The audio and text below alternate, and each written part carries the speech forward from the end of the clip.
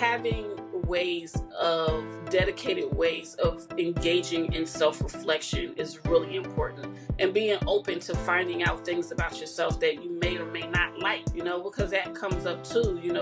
I think a lot of times when we complain about other people, if we really do a lot of self-reflection, it's something, that characteristic that we're complaining about is something within us that we're dealing with, but we can see it when it's outside.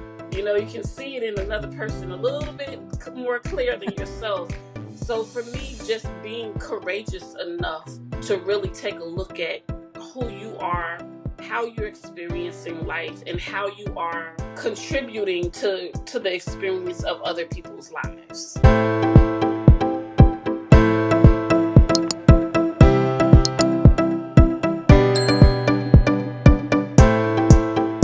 Today's guest is Tamara Stephens, a wife, a mum of 3 boys, and a grandmother. She's also an assistant professor of nursing at a large university, an author and speaker. Other than spending time with family, she absolutely loves working in service to others. She's done medical missionary work in Haiti, is a Meals on Wheels volunteer, and collects and distributes items for Atlanta's unhoused population. Tamara often describes her life journey as eventful, filled with the extremes of tribulations and failures, but also the greatest joys and success.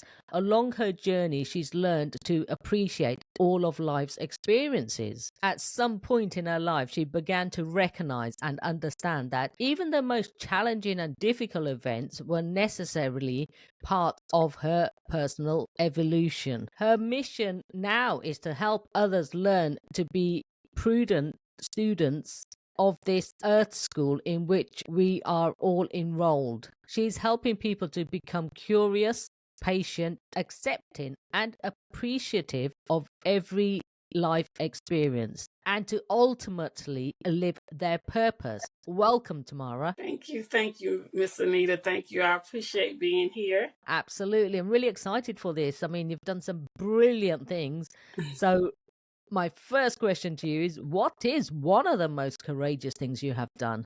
I would say the most courageous thing that I have ever done was going back to school for my undergraduate degree into a nursing program, which I had heard for years and years that nursing school was so challenging and so difficult. And I went back, although I had no evidence that I could be successful. Prior to that, I had dropped out of high school, and I dropped out because my grades were just terrible. I think I had grades like 15s and 10s in whole classes for the whole semester. So I had no evidence that I could ever be a good student. That was my history going back as far as I can remember, to the 4th grade. I never knew what was going on. But I had reached a point in my life where I felt I started reading books, and these books were suggesting that I could do anything. And so I believed them. And for me, going back to school to be a registered nurse was courageous. I had absolutely no evidence that I could make that happen, but I did it anyway.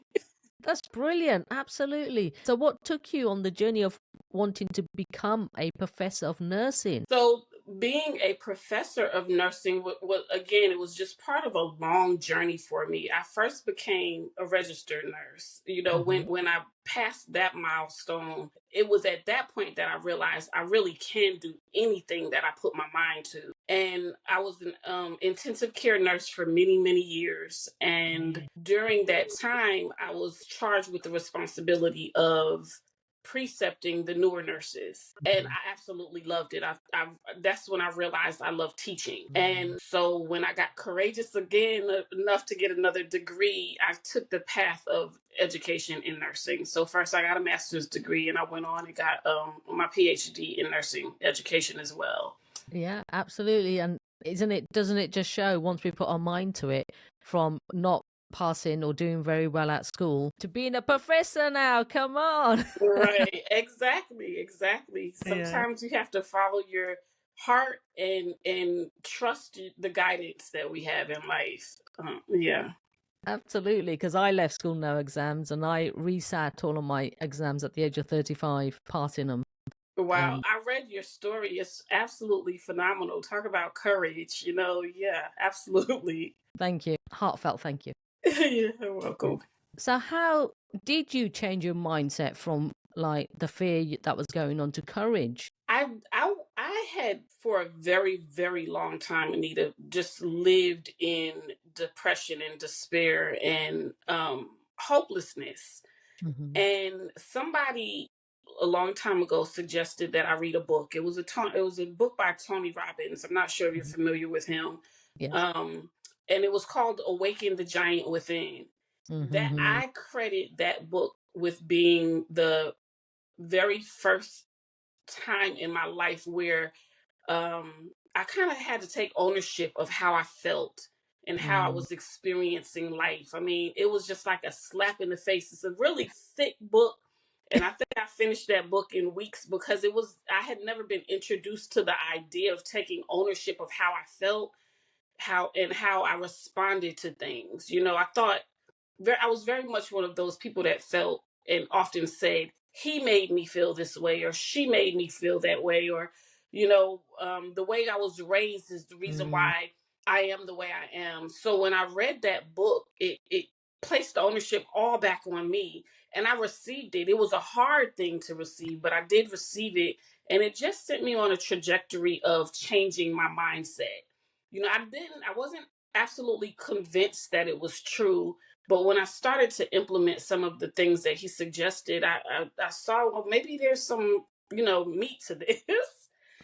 And so reading was in the beginning a big part because then I wanted more of those type of books, and they fall under the self-help type books, right? And that helped me because I had tried therapy. I tried medication for depression, and I wasn't compliant with any of that. I didn't Hmm. continue therapy. I didn't continue to take the medication, but reading and actually educating myself and believing a lot of the things that I read definitely contributed to my mindset changing over the years. I'm still very much a work in progress, always. I think we all are, and that is part of Yes. our experience on earth, that we're always learning and evolving and getting closer to our greatest potential. Absolutely. Yeah. I can't agree more. And so, would you say, was there a particular person or situation that helped or inspired you to live more courageously? Yes, that was the first book. And then there were Okay. many others. I could name you a list of authors that Hmm. their work just kind of it kept sealing the deal for me and sealing.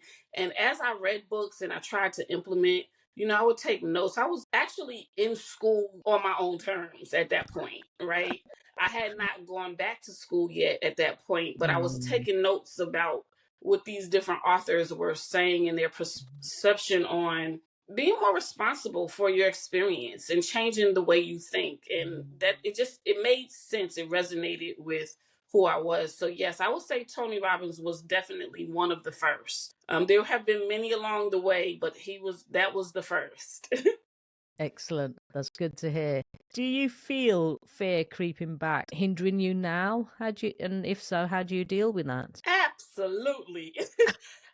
I, and I say it as many times as I can whenever I have the opportunity. I am very much a work in progress. Hmm. So now, I've accomplished a great deal in my life. So now I do have the evidence, right? I have the Yeah. evidence that I can accomplish anything I want to, and I can live the life that I want to. But again, I'm human, so sometimes when Hmm. things come up, I've had speaking engagements, which is something that's always been on my list to do, is to speak. But I always come to a point where it's getting close, where I'm like, oh, maybe I'm not ready for that. Maybe I'm not ready for that particular audience. Maybe they won't receive the message that I have well. And that's fear. That is fear. Yes. And I deal with it every time. Even with lecturing in my class, I've been teaching now for over a decade. When I have a lecture, I wake up at 4 o'clock in the morning, and it's all because of that anxious feeling I have. But I've Okay. learned to recognize it, and I've learned to, just acknowledge that it's there, but keep going. I Mm. just keep going. I keep going past that fear. And 99% of the time, I'm so glad I did. I've never canceled a speaking engagement. never not shown up for a lecture, but that doesn't mean it's not a thing going on inside. Absolutely. And well done to you, honestly. Thank Yeah, you. Thank you. absolutely. You just got to stand there and get on with it sometimes, We you have know? to get on with it. Yeah. Absolutely. Yeah.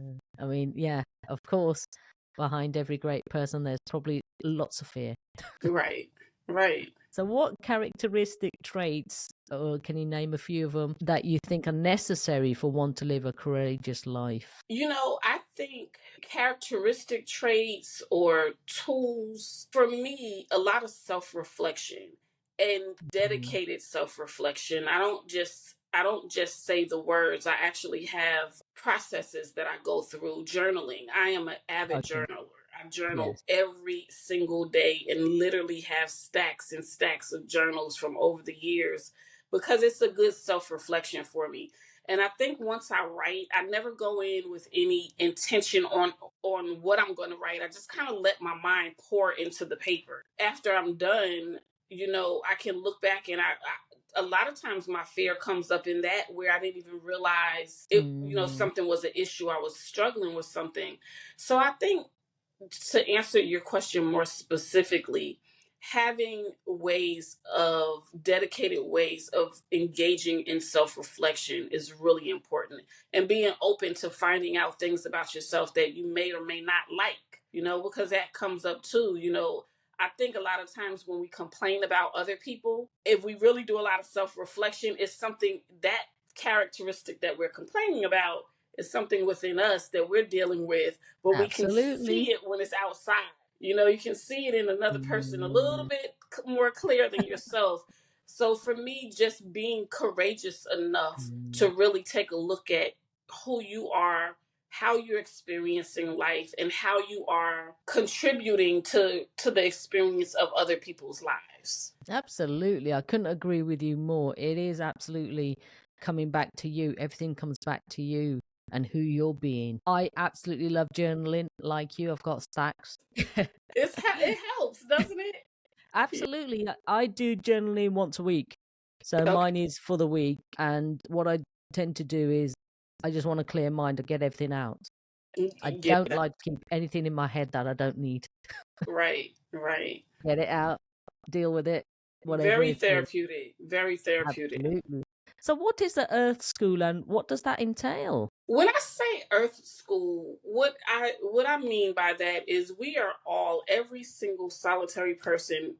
This is my belief and how I understand things, Hmm. are born into this earth to help the greater evolve, right? Just Absolutely. help be part of the evolution of all things, the universe.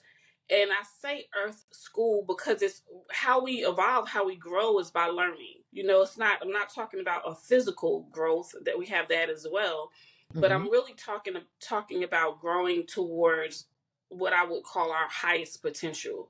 And if we kind of look at this experience as a school experience, right? We wake up and we go out into the world every single day. We're able to learn something. Now we have to pay attention to our day, and we have to pay attention to those little things that make up our day. But it's all about learning. And so when I say Earth School, that's what I mean. We're here. It's like we're in school every day. Everybody we meet are our teachers in some way, but we have to kind of look at things that way, look at things from that vantage point, and appreciate that, yeah, this today I learned a lot.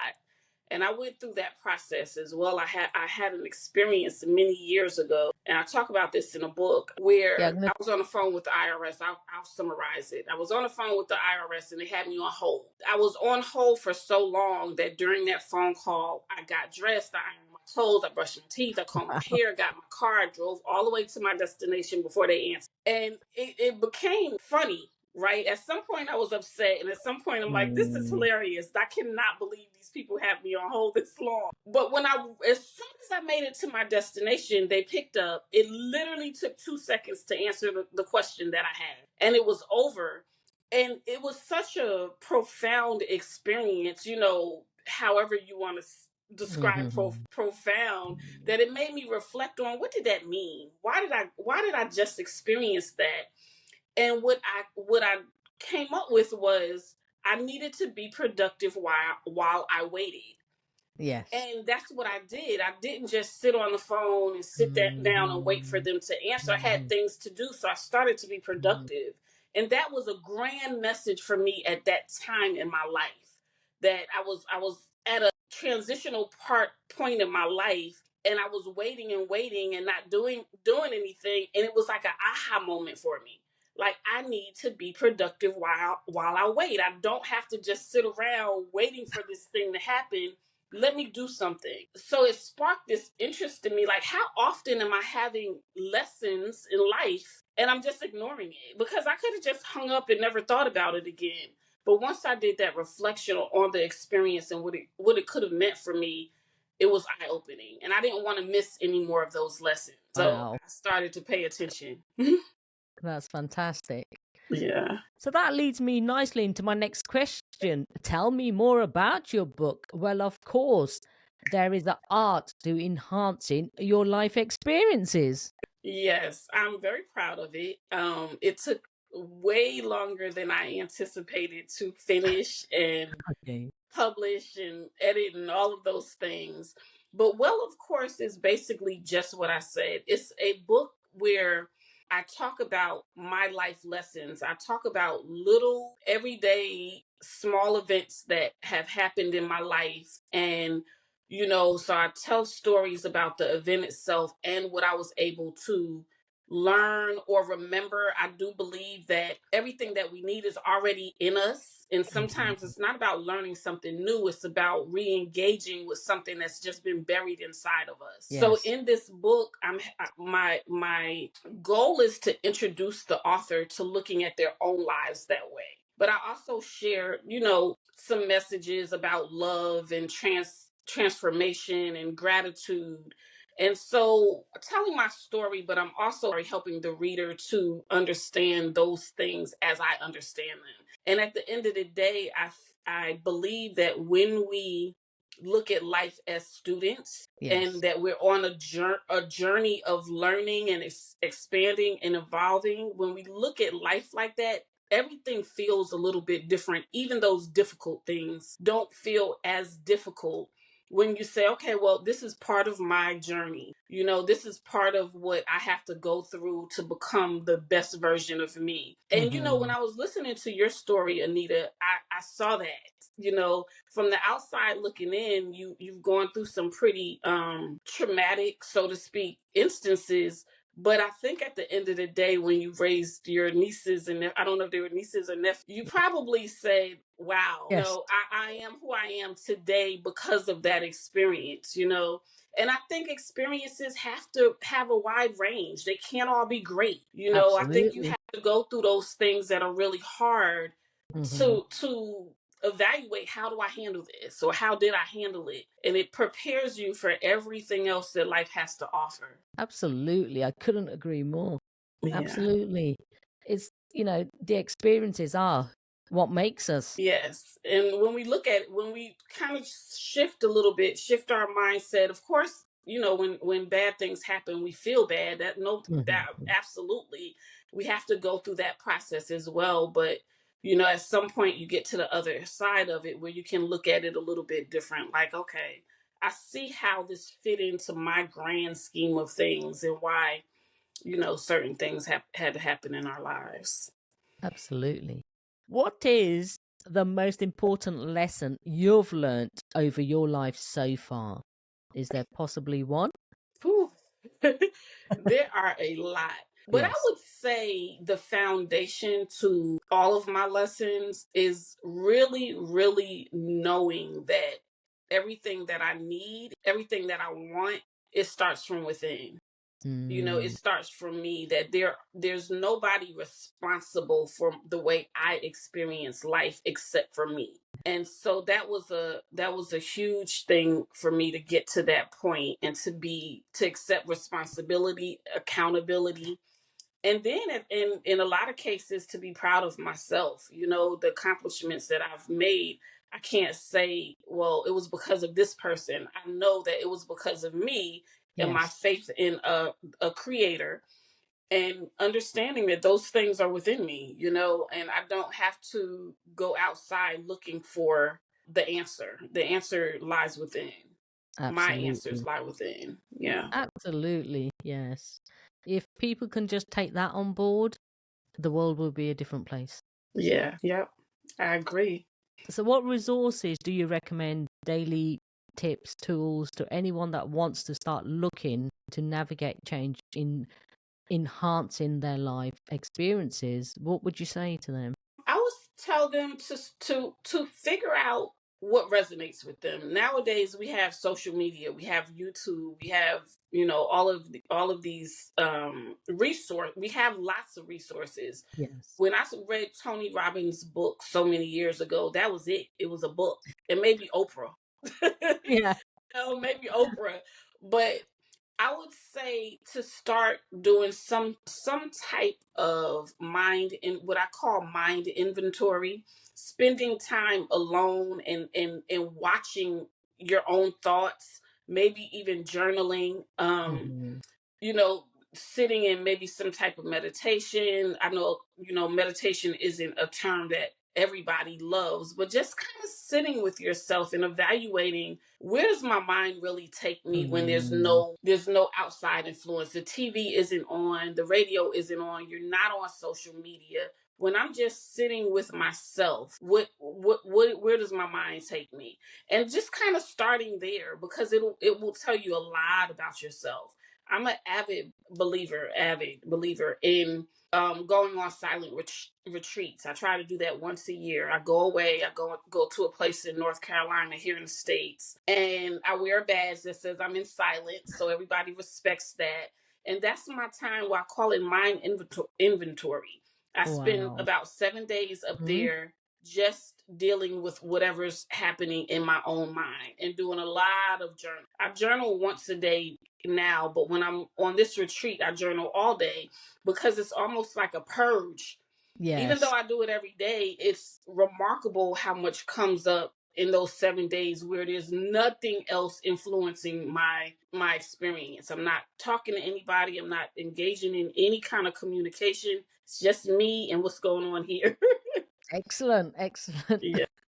I've I, always hi- thought of. I highly recommend that kind of time. Everybody can't do 7 days because it can get a little tense. But just starting off with a day that you go away and you just kind of sit in silence and remove all of that outside input that we have. Yeah, I like the idea of it, but I don't know how good I'd be at it. I mean, I go around talking to myself in the house. Yeah, and sometimes that happens, right? Sometimes those thoughts come out, but that's okay.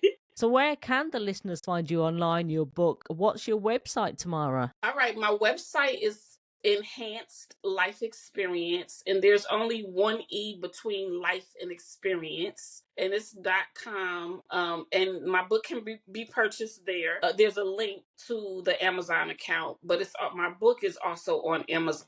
It's called Well, of Course, by Tamara Stephens. Yeah, that's brilliant. I'll put the links in the show notes.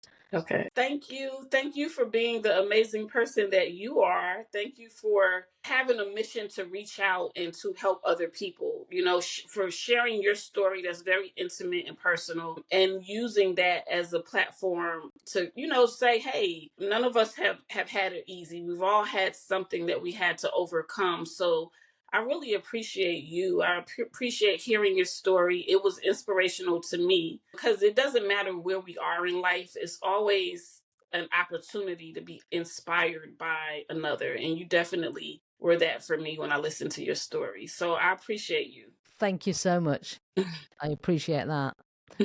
Thank you for sharing your courageous journey and deep, insightful wisdom and knowledge with us today. And by doing so, I know you have helped so many others. Dr. Tamara Stephens. Thank you. Thank you. So my final question to you is, what is your definition of courage? My definition of courage, I thought about that. I probably have more than one, but I'm going to tell you one. My Mhm. definition of courage is dreaming your wildest dream. Whatever it is that you desire the most, regardless of how wild or how unlikely it seems. Dreaming that dream and moving towards it, even when you don't have evidence that you'll reach it. I think once you do that, once you find the courage to dream the dream and move towards it without any evidence, that's my definition of courage. I know for sure that once you do that, you'll see you can accomplish anything. But first, you have to be able to dream it and work towards it.